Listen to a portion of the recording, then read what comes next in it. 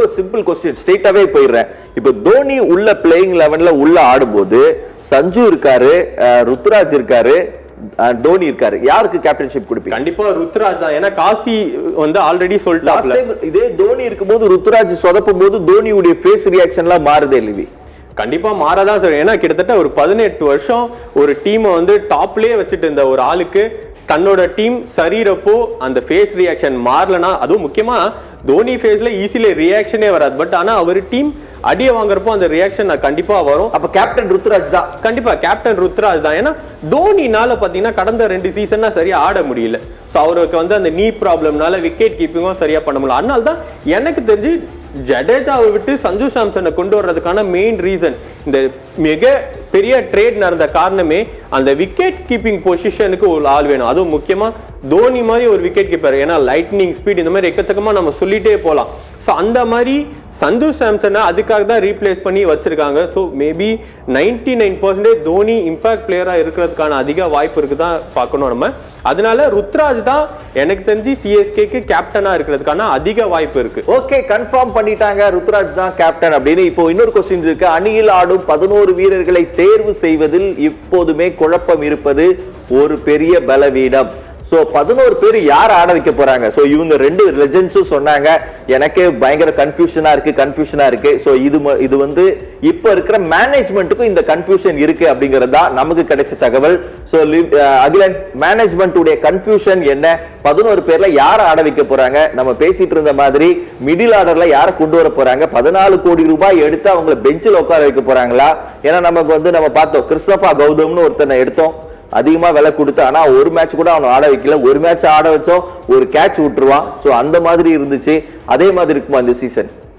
அதான் அந்த 14 கோடி தான் இப்போ நமக்கு எல்லாருக்குமே ஒரு கேள்வி. நிறைய பிளேயர்ஸ் வந்து பேஸ் பிரைஸ்லேயே எடுத்துருக்கலாம், ஆனால் அவங்கள விட்டுட்டோம். ஆனால் ஏன் 2 பேரை மட்டும் தேர்ந்தெடுத்தோம் அப்படின்ற ஒரு கேள்வி வந்து இருக்கு. ஸோ இது பலவீனமான்றது நமக்கு தெரியாது. ஆனால் நீங்கள் சொன்ன மாதிரி சென்னையோட வரலாற்றில் நிறைய இருக்கு, பெரிய பெரிய பிளேயர்ஸை உட்கார வச்சு நம்ம பழகிருக்கோம். அதனால இந்த டீமை கொண்டு வரதுக்கான வாய்ப்புகள் அதிகம். இந்த 2 பிளேயரை எப்படி இருந்தாலும் ஒரு கேப்டன், அதில் ஒரு கீப்பர் இருக்காரு, கார்த்திக் சர்மா கீப்பர் இருக்காரு. ஆனால் சஞ்சு சாம்சன் வந்து எப்பவுமே அவர் தான் கீப்பர் பிளஸ் துணை கேப்டனாக இருக்க அதிக வாய்ப்பு. ருத்ராஜ் கேப்டன்ஷிப்பில் தான் இந்த டீமை வந்து கொண்டு போவாங்க. இந்த பலவீனமாக பார்க்கப்படுற எல்லாமே கொஞ்ச நேரத்தில் மாறிடும். கொஞ்சம் ஒரு மேட்ச்ல ஒரு அனுபவம் கிடைச்சோன்னே கொஞ்சமாக மாறிடும்ன்றது தான் சென்னை டீமோட ஒரு மெயின் ஒரு அந்த சோர்ஸே அவங்க அதை தான் கொண்டு வந்திருக்காங்க. ஓகே, ஸோ இப்போ நம்ம பார்த்துட்டு இருக்கோம், ராபின் உத்தப்பா இல்லை, அம்பதி ராயுடு இல்லை, ஸோ ரஹானா இல்லை, ஸோ தூபே மட்டும் தான் இப்போதைக்கு இருக்கிறாரு நம்பிக்கை நட்சத்திரமா. அதாவது பிரான்சைஸ்ல இருந்து மற்ற டீம்ல இருந்து வந்து கலக்கின பிளேயர்ஸ் எல்லாம் இவங்களெல்லாம் நம்ம பார்க்குறோம். ஸோ அதே மாதிரி இந்த தடவை யார் கலக்குவா லிவி? ஸோ கடைசியா ஒரு கேள்வி என்னன்னா, சிஎஸ்கேக்கு இப்போ இருக்கிற டீமுக்கு நீங்க 10 அவுட் ஆஃப் எவ்வளோ ஜெயிக்கிறதுக்கு வாய்ப்பு இருக்கு? கண்டிப்பா 10க்கு வந்து பாத்தீங்கன்னா 5 தான். ஸோ ஏன்னா பிளே ஆஃப் வரைக்கும் போவாங்க. அந்த 5 எதுக்குன்னா கண்டிப்பா பிளே ஆஃப் போறதுக்கான அதிக வாய்ப்பு இருக்கு.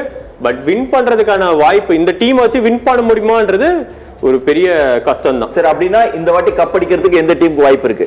கண்டிப்பா மும்பை தான். ஏன்னா அவங்க அதிகமா பாத்தீங்கன்னா போன வருஷமே செட் பண்ணி வச்சிட்டாங்க. சோ இந்த வருஷம் ஆக்ஷன்ல பாத்தீங்கன்னா அவங்க ஒரு ஒண்ணுமே பண்ணல, வந்தாங்க சும்மா உட்கார்ந்தாங்க.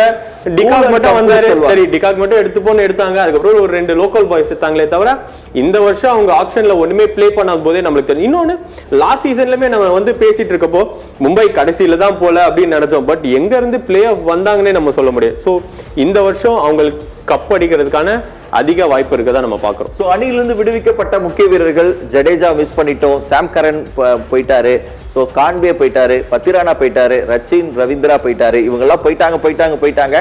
அணியில் தக்க வைக்கப்பட்ட வீரர்கள் Gaikwad, Dhoni, Dube, Noor Ahmad, Khaleel Ahmed, Nathan Ellis. CSK team உடைய ரீடென்ஷன், அதாவது ரிலீஸ் அண்ட் இது ரிட்டர்ன் ரெண்டுத்தையும் நம்ம பார்த்தோம். உங்க ஸ்கோர் என்ன? என்னோட சிஎஸ்கே 100% 10 out of 6 அகிலேட் பிளே ஆஃப்க்கு 10 out of 10. அப்ப 2 பேருமே வின்னிங் இது சான்ஸ் கிடையாது. இல்ல கொஞ்சம் கஷ்டம் தான். உண்மையே சொல்லிடுறோம். ஏன்னா சோ அப்ப கம்பேரிட்டிவ்லி எந்த டீம் நல்லா இருக்கு?